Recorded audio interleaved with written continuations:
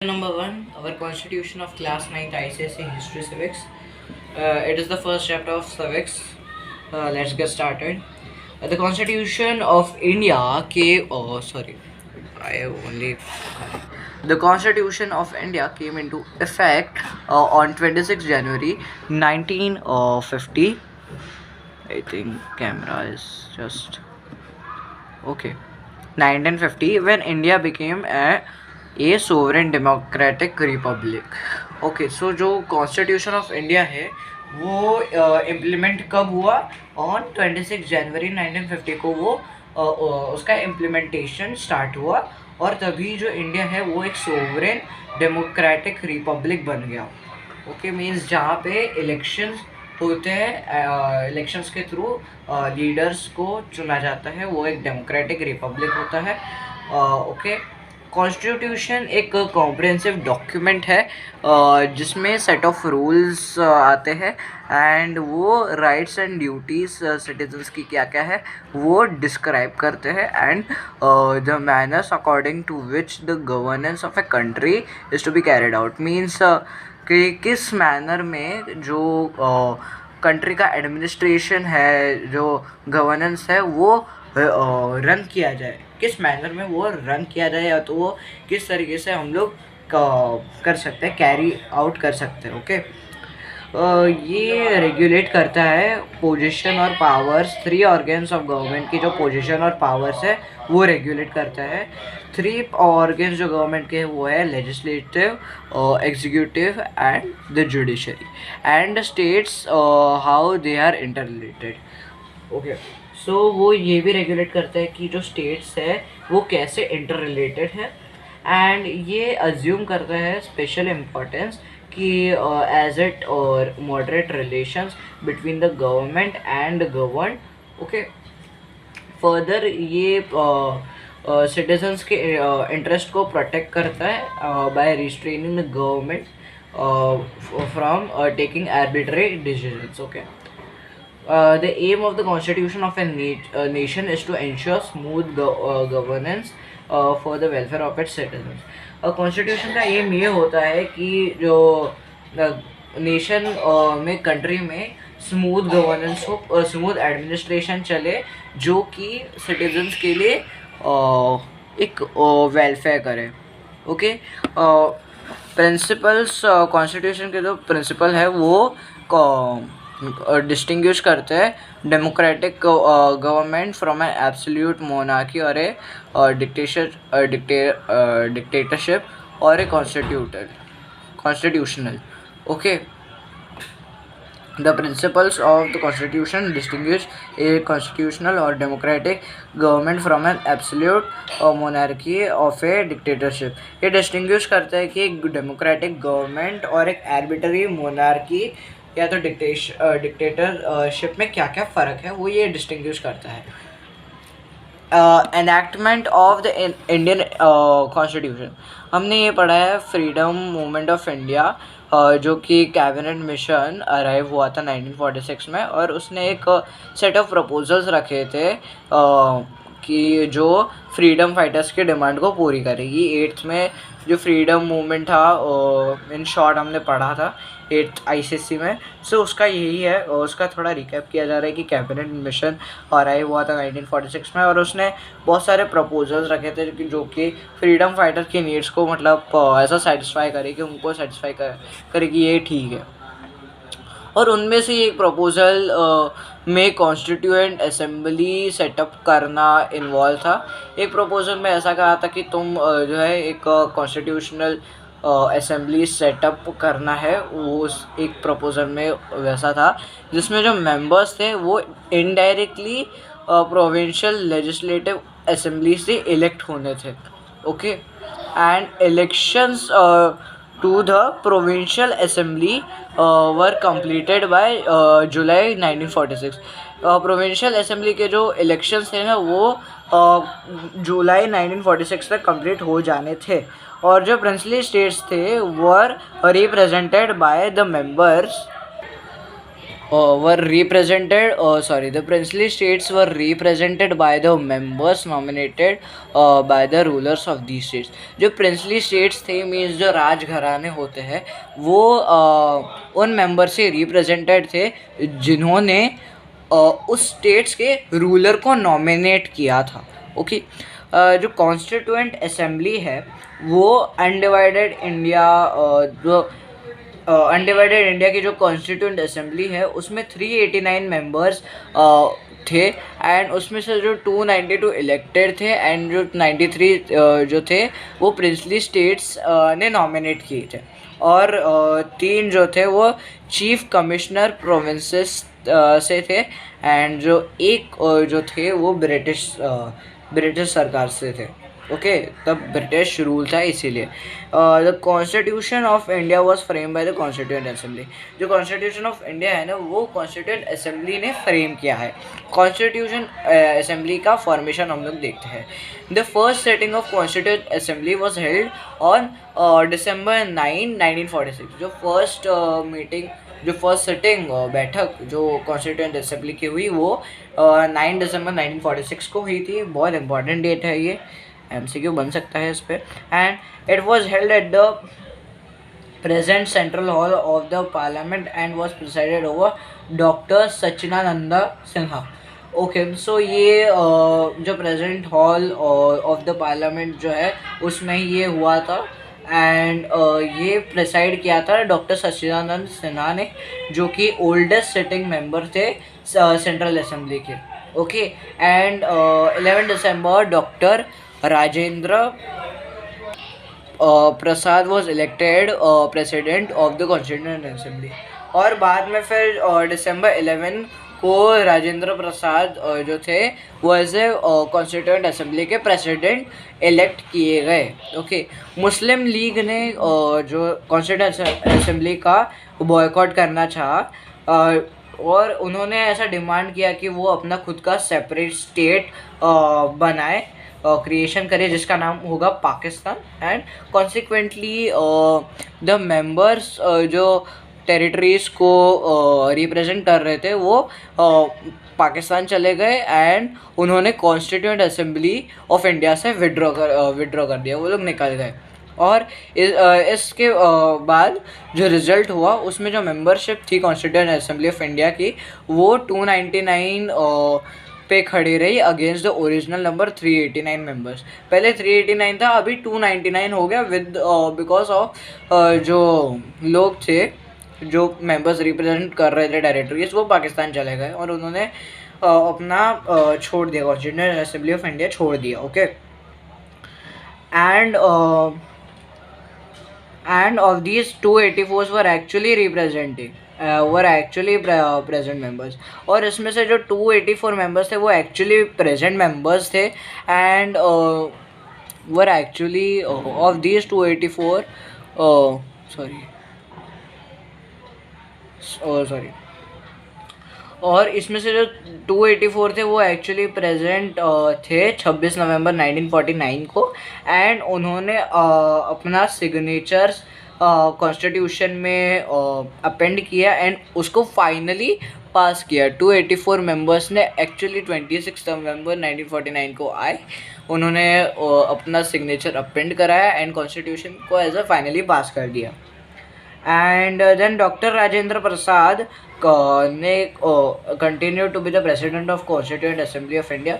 और फिर राजेंद्र प्रसाद ने ऐसा कंटिन्यू किया of being a president of the constituent assembly of India and not December 1946 एंड August 14, 1947 के बीच में असेंबली ने 5 सेशंस रखे थे.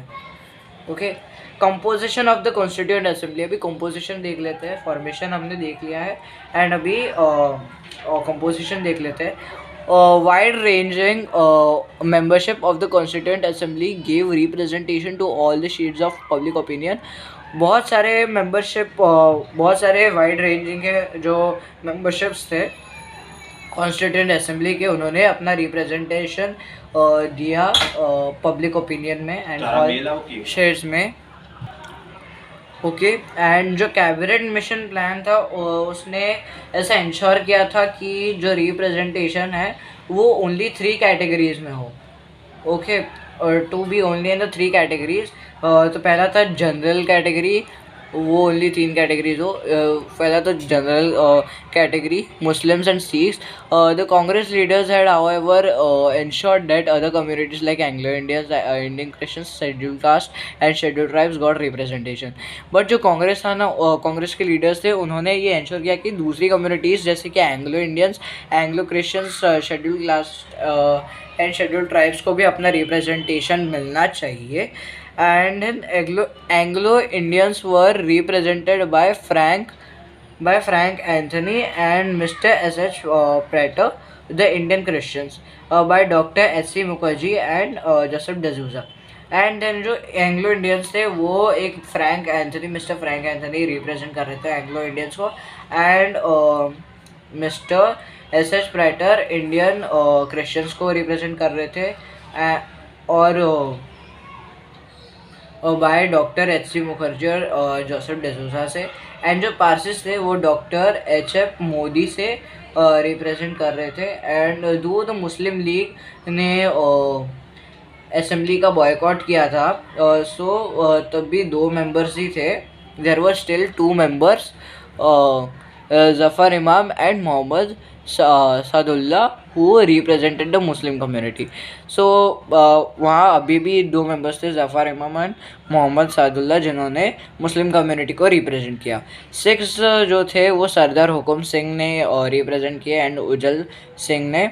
एंड ये कहा जा सकता है कि जो कॉन्स्टिट्यूएंट असेंबली वो एक ट्रूली नेशनल है कैरेक्टर में। ओके, ऑब्जेक्टिव रिजोल्यूशन क्या था? जब constituent assembly started the work of drafting the constitution, Pandit Jawaharlal Nehru propose the objective resolution on December 13, 1946। जब कॉन्स्टिट्यूएंट असेंबली ने अपना कॉन्स्टिट्यूशन के ड्राफ्टिंग का वर्क शुरू किया, अपना काम शुरू किया, तभी जवाहरलाल नेहरू ने एक ऑब्जेक्टिव रिजोल्यूशन पास किया 13 दिसंबर 1946 को। 1946 को इन्होंने एक रिजोल्यूशन पास किया था। एंड जो रिजोल्यूशन था उसने बहुत सारे ऑब्जेक्टिव्स हाईलाइट किए थे, एंड उन्होंने नेशनल गोल्स लेड डाउन किए थे, रखे थे कि free India will be nothing but a republic. Free India कुछ नहीं होगा बट एक रिपब्लिक होगा, okay, not a dictator country. And the ideals of social, political and economic democracy would be guaranteed to all the people। Social, political और economic democracy है वो सारे लोगों तक पहुंचाई जाएगी, वो सारे लोगों तक गारंटी होगी कि वो सोशल डेमोक्रेसी होगी, पॉलिटिकल डेमोक्रेसी होगी एंड इकोनॉमिक डेमोक्रेसी होगी। The republic would grant fundamental rights to citizen. Republic citizens को फंडामेंटल राइट्स ग्रांट करेगा। एंड स्टेट जो है वो माइनॉरिटीज़ के राइट और बैकवर्ड क्लासेस के जो राइट्स है उसमें भी वो सेफगार्ड रहेगा, सुरक्षित रहेंगे उनके राइट्स, कोई और नहीं लेगा। एंड ऑब्जेक्टिव रिजोल्यूशन जो था वो कॉन्स्टिट्यूएंट असेंबली ने 22 जनवरी 1947 को पास किया। ड्राफ्टिंग कमेटी की बात करें तो जो इंडियन इंडिपेंडेंस एक्ट 1947 है, उसके तहत जो 2 इंडिपेंडेंट स्टेट्स थे वो थे इंडिया एंड पाकिस्तान, वो क्रिएट किए गए थे एंड रिकॉग्नाइज्ड किए गए थे in the existence of constituent assembly of India. And ये जो लीगल सेक्शन था उसने ये एनेबल किया था कॉन्स्टिट्यूएंट असेंबली को कि टू फंक्शन, कि कॉन्स्टिट्यूएंट असेंबली जो है इंडिया इंडिपेंडेंस के बाद वो फंक्शन कर सकती है। ओके, ये लीगल सेक्शन ने उसको अनेबल किया था। And assembly became a sovereign body. Assembly एक सोवरेन बॉडी बन गया। And to carry on its work it appointed 8 committees. अपना काम करने के लिए उसने 8 कमिटीज़ अपॉइंट की। और जो ड्राफ्टिंग कमेटी थी under the chairmanship of Dr. B.R. Ambedkar was set up on 29 August 1947 and was entrusted with the task of drafting the constitution। Drafting committee camera की थोड़ी लो क्वालिटी हो रही है। And जो ड्राफ्टिंग कमेटी थी वो doctor B R Ambedkar की chairmanship में थी, जो कि 29 अगस्त 1947 को सेट हुई थी। और उनको ये कहा गया था कि उनको ऐसा ड्राफ्ट कॉन्स्टिट्यूशन को ड्राफ्ट करने का उनको ऐसा टास्क मिला था। ओके, वो इंटरेस्टेड हुए थे with the task of drafting the constitution. Doctor B R Ambedkar's contribution to the constitution, okay, to the Indian constitution. Doctor B R Ambedkar means doctor Bhimrao Ambedkar, जो बाबा साहेब के नाम से जाने जाते हैं, वो कॉन्स्टिट्यूशन ऑफ इंडिया की वन ऑफ द आर्किटेक्ट्स है। उन्होंने ऐसा लिखा है। वो एक एमिनेंट ज्यूरिस्ट है, एक एमिनेंट जज कह सकते हैं हम लोग। वो इकोनॉमिस्ट थे, पॉलिटिशियन थे एंड सोशल रिफॉर्मर थे।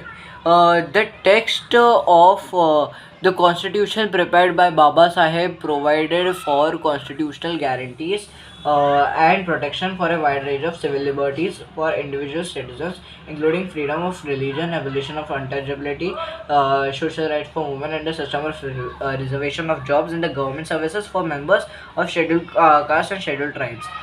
उन्होंने कॉन्स्टिट्यूशन के टेक्स्ट को ऐसे प्रिपेयर किया था कि जो कॉन्स्टिट्यूशनल गारंटीज़ और प्रोटेक्शन हो वो सारे सिविल लिबर्टीज़ के लिए हो, इंडिविजुअल सिटीजन्स के लिए हो। ओके, सारे सिटीजन्स के प्रोटेक्शन और कॉन्स्टिट्यूशनल गारंटीज़ और सिविल लिबर्टीज़ का प्रोटेक्शन होना चाहिए, वो टूटना नहीं चाहिए। ओके, वो फॉलो होना चाहिए। एंड उसमें फ्रीडम ऑफ रिलीजन था कि तुम कोई भी रिलीजन फॉलो कर सकते हैं। एंड अनटचेबिलिटी के अबॉलिशन था कि ऐसा कोई अछूत है, ऐसा डिस्क्रिमिनेट करना अलाउड नहीं था, ऐसा बनाया था उन्होंने। Okay, and social rights for women थे एंड जॉब्स की रिजर्वेशन थी, गवर्नमेंट सर्विसेज में जॉब्स की रिजर्वेशन थी फॉर द एससीज and STs, scheduled caste and scheduled tribes के लिए। एंड इंडिया को शेप करने के लिए उन्होंने complete democratic sovereign democratic republic India को as a sovereign democratic republic में शेप करने के लिए उन्होंने लिबर्टी और डिग्निटी, हर एक की लिबर्टी और डिग्निटी इंश्योर की थी, और साथ ही साथ नेशनल इंटीग्रिटी भी मान्य रहे। बाबा साहेब ने फॉलोइंग प्रिंसिपल्स अपने कॉन्स्टिट्यूशन ऑफ इंडिया में इनकॉर्पोरेट किए और उन्होंने लाए कि उन्होंने जो इंडियन कॉन्स्टिट्यूशन को ना वर्केबल बनाया, फ्लेक्सिबल बनाया, स्ट्रॉन्ग इनफ बनाया कि वो कंट्री को एक साथ शांति और वॉर में होल्ड कर सके। ऐसा भी नहीं बनाया कि ऐसा कॉन्स्टिट्यूशन में नहीं बनाया कि वो काम ही ना कर सके, इम्प्लीमेंट ही ना हो, फ्लेक्सिबल ना हो, एंड वीक नहीं बनाया कि कोई भी उसको तोड़ दे, कोई भी रूल तोड़ दे। फ्लेक्सिबल बनाया, वर्केबल बनाया कि जो उन्होंने ऐसे स्टेप्स लिखे, उन्होंने ऐसे रूल्स लिखे जो इम्प्लीमेंट किए जा सके सारे पब्लिक के द्वारा। एंड उन्होंने फ्लेक्सिबल बनाया एंड उतना स्ट्रॉन्ग बनाया कि जो वो कंट्री को होल्ड कर सके, शांति और वॉर में दोनों में वो होल्ड कर सके। ओके, एंड उन्होंने स्पेशल सेफगार्ड्स माइनॉरिटीज़ को प्रोवाइड किए एंड बहुत सारे क्लासेस और माइनॉरिटी को स्पेशल सेफगार्ड्स प्रोवाइड किए जो कि सोशली और एजुकेशनली बैकवर्ड है, जो सोसाइटी में बहुत बैकवर्ड है। और उन्होंने थर्ड कॉन्स्टिट्यूशनल रेमेडीज़ के जो राइट है उन्हें इनकॉर्पोरेट किया कि ये इंश्योर करने के लिए जो फंडामेंटल राइट्स है हर एक के, वो सेंटर या स्टेट गवर्नमेंट से दबाए ना जाए, इन्फ्रिंज ना किए जाए। Okay, single citizenship, single judiciary and uniformity in fundamental laws to integrate a Indian society. Therefore, he proposed he proposes a strong center to maintain a territorial integrity and administrative discipline. उन्होंने single citizenship and single judiciary provide उन्होंने लिखा कि for and fundamental laws में uniformity हो, उन्होंने ये कहा constitution में, ताकि जो इंडियन सोसाइटी में है वो इंटीग्रेट कर पाए। इसलिए उन्होंने एक स्ट्रॉन्ग सेंटर प्रपोज किया जो टेरिटोरियल इंटीग्रिटी और एडमिनिस्ट्रेटिव डिसिप्लिन को मेंटेन कर सके। और फिफ्थ जो है, उन्होंने डायरेक्टिव प्रिंसिपल्स इंकॉर्पोरेट किए जो economic and social democracy ensure करते हैं एंड पीपल ऑफ इंडिया का वेलफेयर हो वो इंश्योर करते हैं। Readings, the draft was discussed by the constituent assembly clause by clause since November 1948। जो ड्राफ्ट था ना वो कॉन्स्टिट्यूएंट असेंबली में क्लॉज बाय क्लॉज डिस्कस किया जाने लगा था 1948 नवंबर से। ओके, एंड देयर आफ्टर जो ड्राफ्ट है वो सेकेंड रीडिंग में गया जो अक्टूबर 17 1949 में कंप्लीट हुई, एंड वो थर्ड एंड फाइनल रीडिंग से फॉलो की गई जो नवंबर 26 1949 को कंप्लीट हुई। टाइम टेकन, कॉन्स्टिट्यूशन को बनने में कितना साल लगा? ओके, इसने करीब करीब 3 साल लिए for the constituent assembly to finally pass the constitution. Constitution को पास करने के लिए फाइनली 3 साल का समय लगा था कॉन्स्टिट्यूएंट असेंबली को। और साइनिंग के टाइम पे जो कॉन्स्टिट्यूशन था उसमें 395 आर्टिकल्स थे एंड 8 शेड्यूल्स थे। इम्प्लीमेंटेशन ऑफ कॉन्स्टिट्यूशन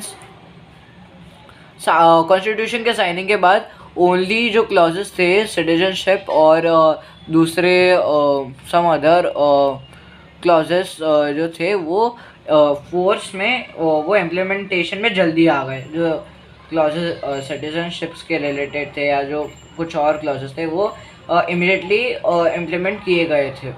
ओके, जब पास हुआ था।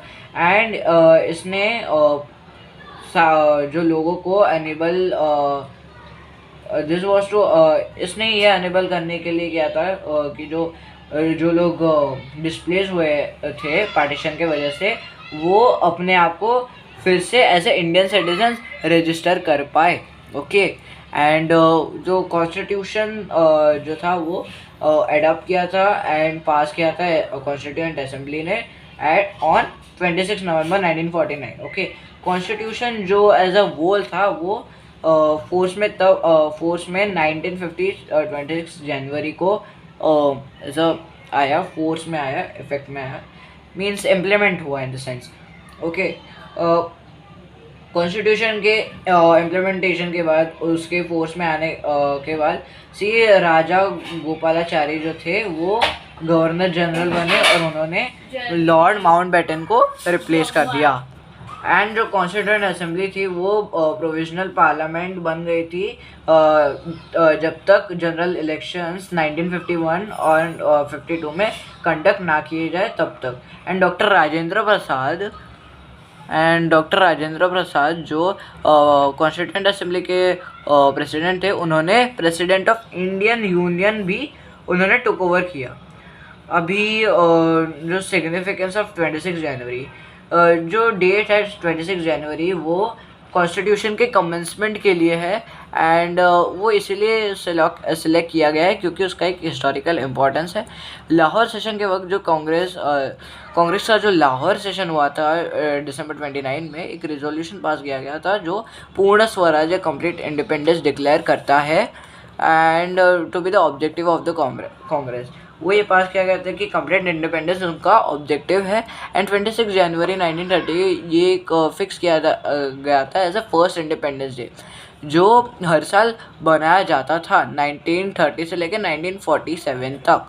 ओके, और 15 अगस्त को 1947 को एज अ इंडिपेंडेंस अचीव करने के बाद जो 26 जनवरी है वो as a republic day assign किया गया। Hope all of you have understand the chapter. For now, bye, and this chapter is over now. Thank you.